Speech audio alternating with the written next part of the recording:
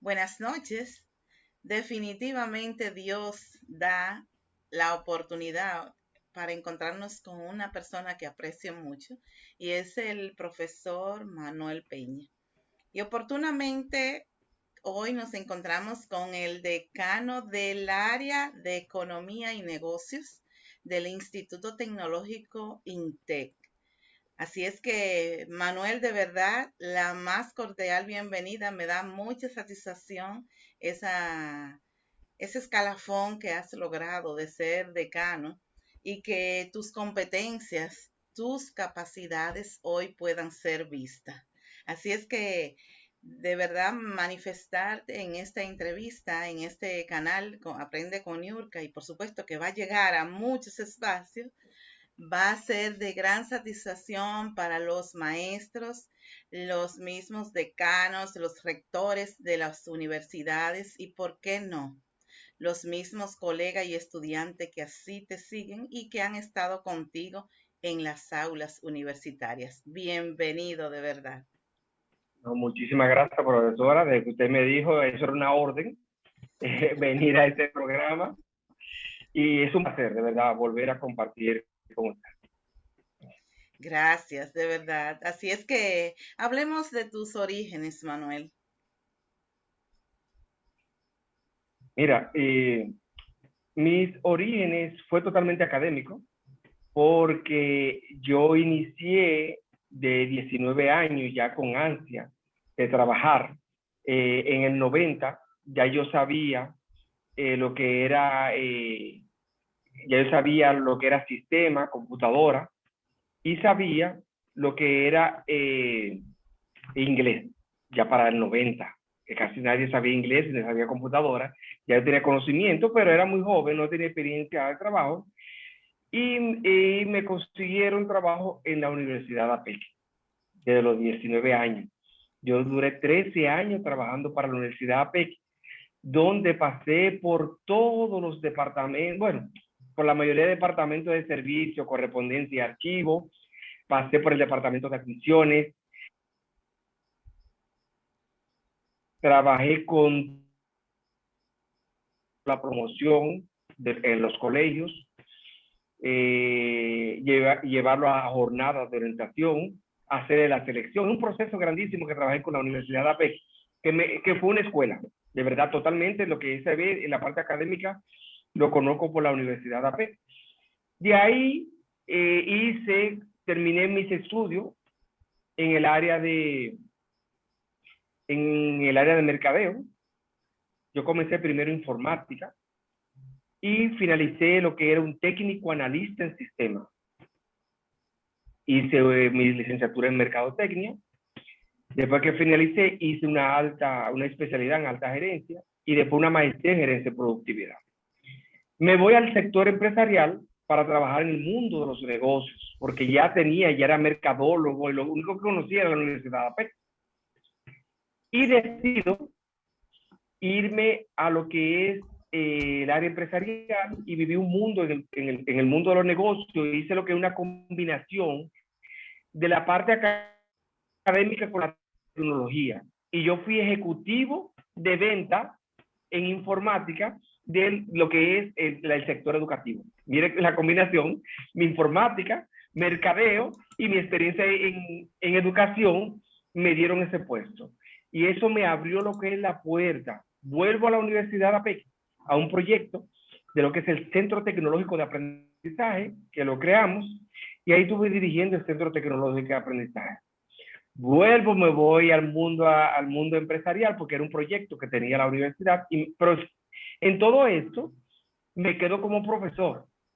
No me desvinculo de la universidad, me quedo como profesor y me voy al mundo empresarial, donde trabajo con una universidad española, la Universidad San Jorge de España, donde ahí yo era el representante de la República Dominicana, vendiendo lo que era curso, maestría a nivel online, diciendo que eso es hace muchos, en los 2004. ¿Right? Después, trabajando ahí, fui reclutado por la Asociación Popular de Ahorros y Préstamos como gerente. Ahí yo trabajé como gerente de la Asociación Popular. Fue una experiencia buenísima, en el mundo de ventas, en el mundo de la finanza. Y después que finalizo, ya un tiempo que duró 5 años en la banca, me llaman de la Universidad de APEC porque había una vacante como profesor contratado de la Escuela de Mercadeo y Negocios Internacionales. Y ahí tuve una experiencia buenísima en ese mundo de los negocios. Oye, qué trayectoria. Claro. Me voy de la Universidad de APEC para trabajar como gerente de ahorro y crédito de la cooperativa de harineros. Ahí hice un trabajo fuerte en la cooperativa de harineros, conocí el país entero, conociendo a todos los panaderos del país, y era que le daba los préstamos para lo que era el desayuno escolar. Y yo tenía que ver el funcionamiento de las empresas, ver si era verdad, la calidad. Y todavía con la combinación que todavía impartía clase en la Universidad de APEC, entro como director de educación continuada y maestría del Dominico Americano. En el Dominico Americano hicimos una labor que todavía me reconocen, cuando voy por el Dominico me reconocen. Trabajé en el Dominico Americano, pero yo quería una exclusividad en el Dominico, ahí tuve que dejar el profesorado de la Universidad de APEC.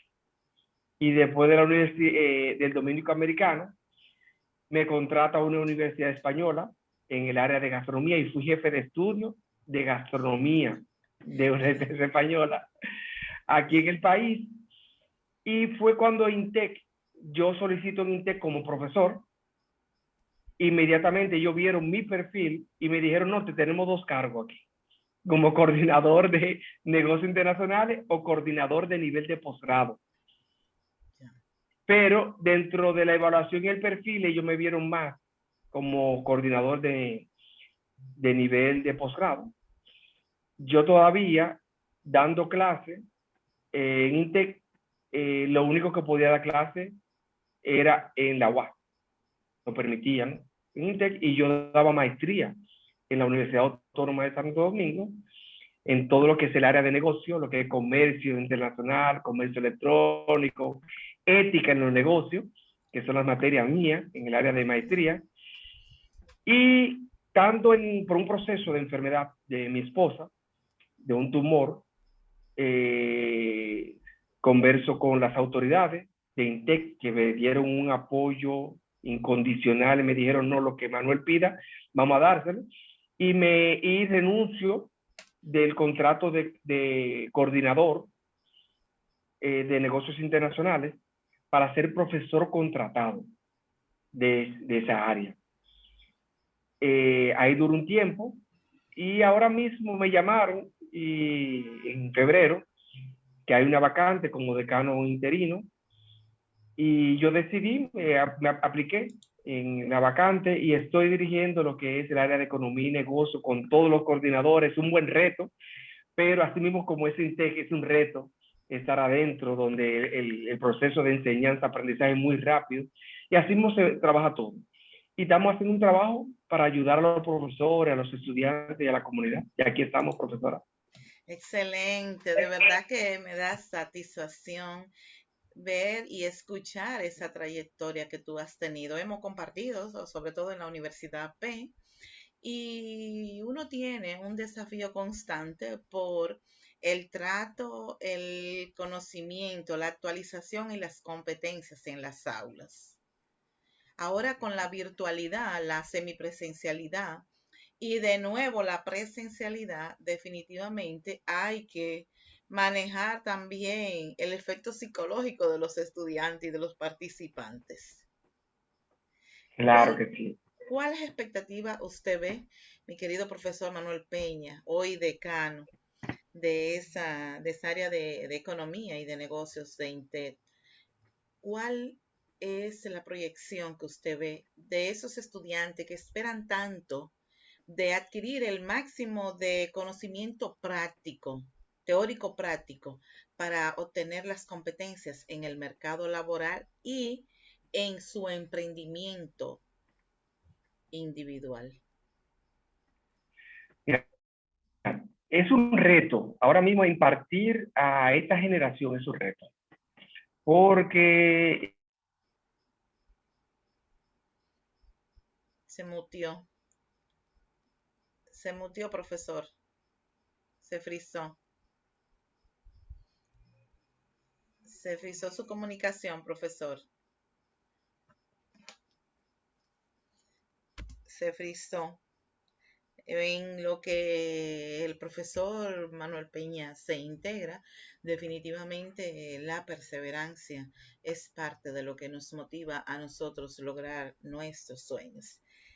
El profesor estaba diciéndole que se mutió, se detuvo la comunicación y en eso estaba ahí mismo dándole una motivación de lo que es la claro, perseverancia en función de uno poder manejar todos esos espacios donde la vida los lleva y por supuesto nos permite dar cada vez más. Dígame, a ver, sí, sí. cuénteme. Mire, yo le decía que es un reto grande eh, esta generación, porque es una generación que muchas veces no le interesa ver un profesor solamente hablando, colocando un PowerPoint. Ya no solamente es el PowerPoint, hay que hacer estrategias de enseñanza-aprendizaje. Los estudiantes dentro de un programa o de un programa de clase, un pensum, que tiene una determinada carrera, no se le puede dar todo lo que el mercado quiere. A veces el estudiante también tiene que dar la milla extra de hacer cursos extracurriculares, de ir a conferencias, de hacer talleres, de hacer diplomados, porque queremos, por ejemplo, un estudiante de negocios internacionales quiere que le enseñe la medida de un contenedor, qué es lo que hay en un contenedor, cómo se entra en cada uno. Espérate, en una universidad yo no puedo llevar un contenedor para enseñarte eso. Quizá yo te puedo llevar, quizá verlo en el puerto, pero llevarte a medir y hacer todo el proceso, que tú te pongas un casco y todo eso, eso conlleva quizá otro tipo de estrategia. Y más ahora que tenemos lo que es la virtualidad. La virtualidad vino para quedarse. Los docentes tienen que tratar de hacer el cambio, cambiar ese switch que tenemos de lo presencial a veces no, llevarlo a la virtualidad no es la misma estrategia. Y tenemos que hacer estrategias diferentes de enseñanza con video, con casos de estudio, de video en grupo, en la misma aula, hacer actividades para que darle participación a ellos, a que sean ellos que digan que tú eres un facilitador. Eso es lo que espera el estudiante en esta época.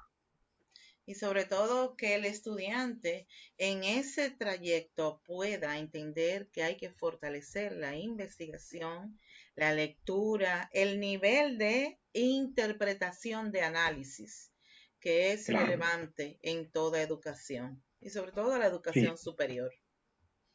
sí, estoy de acuerdo. El estudiante ahora mismo lo que quiere hacer mucho copy-paste, Sí, copiar de cualquier página, colocarlo ahí, pero ya las universidades han hecho estrategia y han incluido dentro de sus aulas virtuales, han incluido lo que es el antiplagio. sí. Y ahí uno puede medir de que el estudiante tiene que trabajar bajo el método APA y uno como profesor también retroalimentar en cada clase. De que mira qué es el método APA. Es tú decir tu opinión y ver qué dijo un profesor y tú refrasear y decir, de tal profesor yo estoy de acuerdo con tal tema. Y ya no escribirlo todo. Porque entonces Ciertamente. ella es un plagio. Es un plagio. Uh Ciertamente, -huh. mi querido profesor, porque oígame qué sucede. La tecnología ayuda bastante. El Sí, San sí, Google, como yo lo denomino, tiene inmensas informaciones, pero hay que saber investigar y sobre todo la interpretación.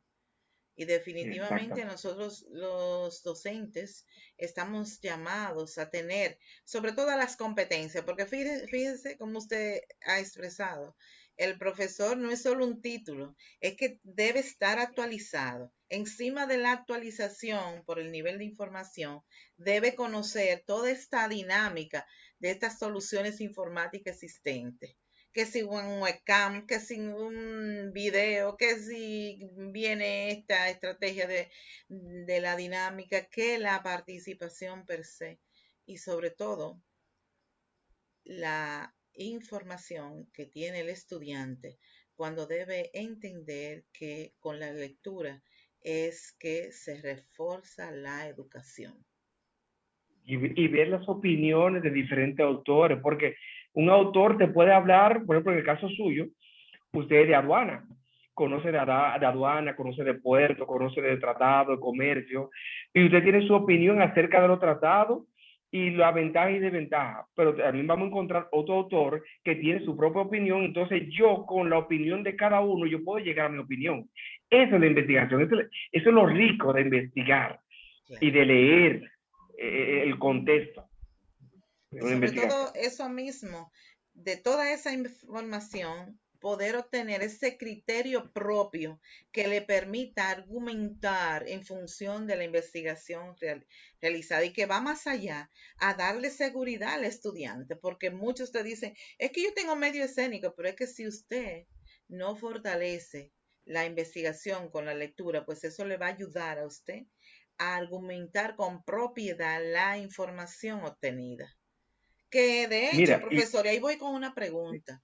Ahora, en su misión de decano, ¿entiende usted que de la dinámica docente debe ir transformando el esquema de la investigación, de la argumentación, de esos trabajos que puedan ser sustentables, a ser cambiado o ir cambiando esa metodología de examen?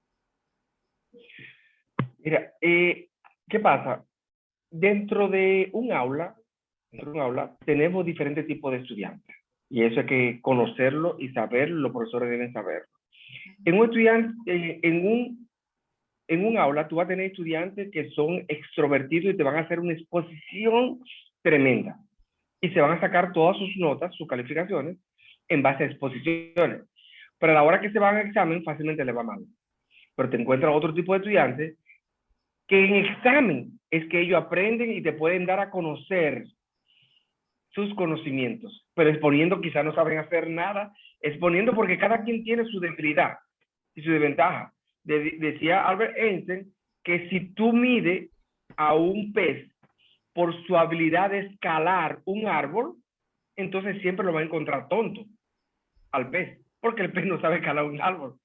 Entonces, tú como profesional debes determinar en qué estudiante tú a cada quien debe dar la oportunidad que se desarrolle. Si yo sé que un estudiante no sabe tomar un examen, entonces yo con él yo debo hacer otro tipo de estrategia. Quizá el examen no le puedo poner mucho peso, pero sí quizá debo darlo. ¿Entiendes? Claro. Para ir tomando en cuenta porque no se puede sacar. Porque a veces, ¿qué es lo peligro que tiene no dar examen? Es que se convierte, si tú no tienes una rúbrica bien establecida, tú vas a calificar dependiendo tu consenso, que quizás no es el mismo consenso del estudiante. Entonces, para yo evaluar una presentación que yo hago, yo dentro del mismo grupo, los estudiantes que tienen la mayor calificación, yo lo tomo como jurado de sus propios compañeros, para Ciertamente, que no sea mi propia opinión. sí. Entonces se vuelve como algo democrático. Por ejemplo, un estudiante tímido, a la hora de exponer, yo no lo hago sentir presionado, yo lo ayudo. Y yo le digo, no, dime qué tú entiendes acerca del término de aduana. Y entonces tú lo ves y, no, lo que tú entiendas. Si tú dijiste que lo que no es, yo te voy a decir lo que es. Ah, bueno, profesor, yo lo que creo que es esto. Bueno, tú te acercas, entonces le voy diciendo. Ya la próxima semana le digo, ¿ya aprendiste lo que es aduana? Dímelo tú a ver. Y ya se lo aprende. Pero no trabajamos con un sistema de obligar al estudiante y sentirse presionado. ¿Entiendes? Como están estos estudiantes que tú fácilmente lo miras mal y ya se quieren beber 3 pastillas y tirarse de un puente y le da una depresión que antes a uno no le pasaba. A uno le daban una pela arriba Sí, bien, ya el sí, estudiante es diferente en este momento. Y eso hay que comprenderlo como profesor. claro. En el aspecto de los aportes, profesor Manuel Peña, ¿qué motivo le ha dado usted para ampliar esos conocimientos? ¿Ha podido aportar algunos escritos, artículos? ¿Tiene proyección de escribir libros? ¿Lo ha escrito? ¿Cómo se ha Sí, manejado en esa parte? nosotros tenemos un proyecto junto con otro profesor estamos escribiendo lo que es la parte de logística internacional. Estamos haciendo, tenemos varios, lo que pasa es que para escribir para no escribir lo mismo que ya está escrito, hay que leer mucho y ver la referencia y quizás hacer una comparación entre la logística internacional de tal país con tal país, de tal región, y ahí uno va tomando en cuenta las barreras comerciales y damos un proceso de escribir. Normalmente, con las maestrías, yo tengo también una maestría en educación con la Universidad de Camagüey, y mi tesis fue la vinculación de la teoría con la práctica de algunas asignaturas. Eso me sirvió como papers para escribir y hacer algunas exposiciones. INTEC tiene dentro de su dinámica con los profesores, tiene lo que son las movilidades académicas y envían a profesores a exponer un determinado tema o una clase suya en un determinado país, que puede ser Lituania, puede ser Corea, puede ser Canadá, Estados Unidos, y te envían por una semana y tú participas en congreso, pero también tú eres parte del congreso. Y tú puedes hacer una exposición de un determinado tema como investigador. ¿Entiendes? Pero esa es la tendencia. Allá en INTEC tenemos los investigadores establecidos, profesores investigadores, y por eso están establecidos dentro de un parámetro. Me gustaría llegar ahí, ¿entiendes? Lo que pasa es que investigar que dedicarle mucho tiempo, pero esa es mi fortaleza porque estoy detrás de un doctorado ahora mismo. Excelente, y sobre todo que apuntar a combinar toda esa experiencia con el conocimiento adquirido y más un tema de comercio internacional y específicamente la logística, más que nuestro país se ha desarrollado enormemente en todos los temas de actualidad. A propósito Exacto. de todo ese comercio internacional, ¿qué opinión le merece lo que se vive a nivel global? Digamos, desde Haití, República Dominicana, Rusia, Ucrania, Estados Unidos, Venezuela, lo que usted entienda. Sí. Es un tema fuerte porque sabe que el comercio tiene su intríngulo ahora mismo con todo este problema de la pandemia y lo que son los contenedores que no aparecen, donde ha subido los costos de $7,000 que costaba un contenedor, ahora 20,000, han subido más, pero tiene que hacer fila para que te llegue hay un problema en lo que es la logística ahora mismo. Se ha traído ahora contenedores desde la India, pero hay que sacarlo, hay que pasar por el canal de Panamá y eso conlleva costos. Con lo que es la parte de Haití, ustedes saben que hay un problema de gobernanza, ¿entiendes? En nuestro país vecino, le interesa más que no sea algo formal, que es algo que se trabaja con la informalidad que se vive, pero ya en el proyecto es lo que he visto en lo que es el Ministerio de Relaciones Exteriores, es formalizar lo que es ese comercio, porque en ese comercio se pierde mucho dinero por la informalidad que se vive y hay unos intereses empresariales que se vive, que hay que comenzar a romper ese hilo, ese cordón umbilical para poder que dé a luz ese tratado entre República Dominicana y Haití, que es nuestro segundo inversionista.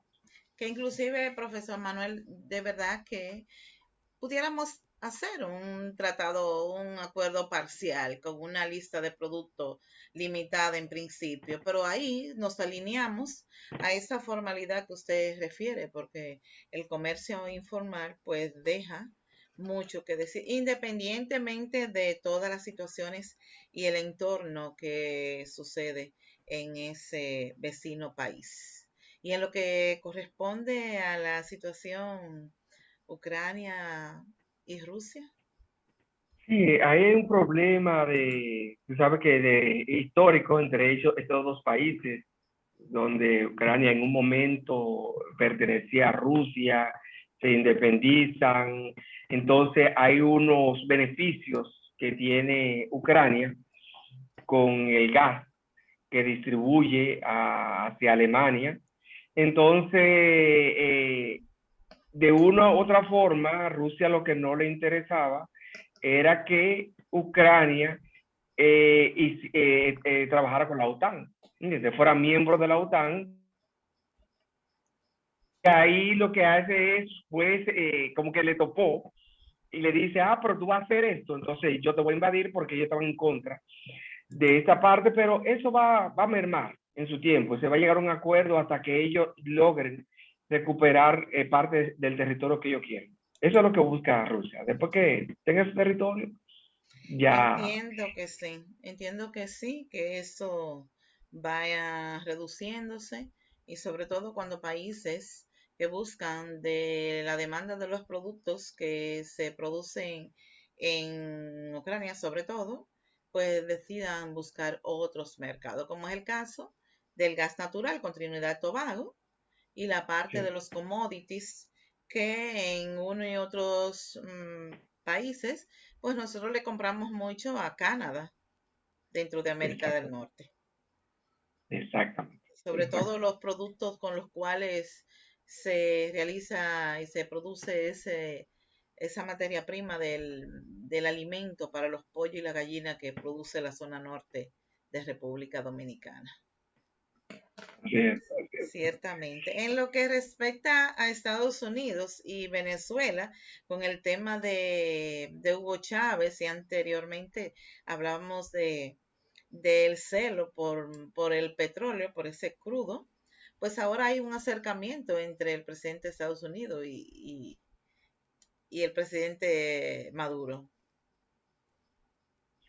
Sí, eso se venía a dar porque de una u otra forma como que lo dejaron que pase el proceso. En un momento los venezolanos pensaban que Estados Unidos iba a invadir cuando estaba Trump, pero no se veía este punto, se veía un poquito lejos que se podría hacer. Pero los tratados deben darse como está pasando con Cuba. Se ve que va a haber un acercamiento de Estados Unidos con Cuba, con este nuevo presidente. Y con el tiempo se va a tener que abrir, porque uno de los mayores inversionistas a nivel mundial es Estados Unidos, donde ellos se alimentan, porque Estados Unidos casi no produce, ¿entiendes? Y se alimentan de muchos de estos países, por el mismo frío, y son unos buenos. Los tratados que se hacen con Estados Unidos, es el primer socio comercial de nuestro país. Estados Unidos y así de muchos países, el que Estados Unidos cierre las barreras con estos países le hace mucho daño. Entonces yo creo que los países aquí, como nosotros, tenemos que abrirnos a esos tratados con Estados Unidos. Y precisamente nosotros ya tenemos 6 tratados comerciales que en otro contexto ya pudiéramos ampliar sobre esa temática. En el aspecto de República Dominicana, ¿cómo usted visualiza nuestro país en la parte comercial, logística y sobre todo el aspecto de las competencias en el capital humano? Mira, exactamente estuve en un taller, conferencia que hizo el presidente Abinader en la presidencia de la República. Yo estaba representando a INTEC y estaban hablando de las zonas francas. El gran empuje que ha tenido la zona franca en nuestro país. Ahora se va a abrir la zona franca de Salcedo, Sí. que muy bueno, en las fronteras se están haciendo, y eso de una u otra forma se ve lo que es la inversión extranjera. Tiene una buena proyección en el país. El país de verdad se siente que hay buenas proyecciones con las inversiones extranjeras, con todos los clústeres se están organizando mejor. Y veo que sí, que hay una buena proyección económica con el turismo. También se ve el crecimiento que se ha tenido y la construcción, un crecimiento constante. en el país y muchos inversionistas, inversiones extranjeras que están viniendo. Eso da un buen reflejo con el país. Y sobre todo ese capital humano que ya sale de las universidades o que se encamina en un nivel profesional con el conocimiento que va adquiriendo, pues tiene un espacio donde colocar esas competencias. Sí, y estamos teniendo muchos estudiantes de casos recursos especializándose fuera del país y muchos vuelven a nuestro país. Lo que tenemos que tener el compromiso como país de dónde vamos a colocar esos estudiantes con un conocimiento en negocio, en economía, en medicina, que se van a especializar con becas del Ministerio de Educación. Sí. Entonces tenemos que recibir esos recursos capacitados en el extranjero que llegan de nuevo a nuestro país. Sí, ciertamente. El profesional logra un grado y continúa haciendo una especialidad o una maestría hasta punto de buscar, sea a través de la MESI, del Ministerio de Educación Superior, ¿verdad? Pues igual a través de la dinámica que ofrecen las diferentes universidades internacionales, esa alternativa de becado o de apoyo para fortalecer el conocimiento adquirido. En fin, profesor Manuel Peña, mensaje para sus colegas, para sus estudiantes y, ¿por qué no?, para aquellos que están y lo van a ver a través de la Universidad INTE, de su Universidad P, originalmente, ¿verdad? Y de todos aquellos que le apreciamos y le conocemos. ¿Qué mensaje usted les deja?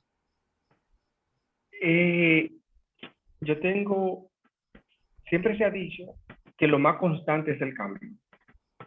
Y nosotros, como jóvenes, los jóvenes y los profesores, tenemos que estar dispuestos a recibir cualquier cambio que llegue, recibirlo, aprender, tenemos que desaprender lo que teníamos para aprender lo nuevo. Si no tenemos eso en mente, puede ser que se nos haga más difícil. El tiempo de Dios es perfecto. Hay que esperar nuestra oportunidad, que nos llegue. Este es el momento preciso que yo debo tener esta posición y llegar. A los jóvenes que tengan ese ánimo de aprender cada día, de ser tolerante, paciente, respetuoso ante todo y responsable. El valor de la responsabilidad es lo mejor y lo que nos va a hacer llegar, el respeto que debemos tener a nuestros superiores, nuestros padres, nuestra comunidad. Y nosotros como profesionales tenemos lo que es una responsabilidad social que debemos aportar a nuestro país. Como empresa tenemos una responsabilidad social empresarial, que las empresas deben trabajar con la comunidad. Entonces, si trabajamos todo eso en conjunto, podemos hacer un mejor país. Excelente, brillante, profesor Manuel Peña. Así es que, ¿cómo no dejar esperanzado con esas palabras que motivan a estas generaciones y a los colegas también? Porque definitivamente está ahí la marca. El ser docente, la entrega, la disposición, la actitud, el carisma mismo de motivar y de ser ejemplo a nuestra sociedad nos permite cada día mejorar y fortalecer esa educación que nuestra República Dominicana cada día desea más. Mil gracias, profesor Peña. Así es que le auguro éxito en su nueva posición. De verdad que sé que hay mucho que hacer, mucho que dar y usted tiene toda la capacidad para ofrecer. Le deseo de verdad lo mejor y que pueda seguir escalando hasta donde usted y sus sueños lo deseen. Muchas gracias. Muchas gracias a usted y sea que siempre cuenta conmigo para lo que usted desee. Y gracias por la invitación. Gracias y buenas noches.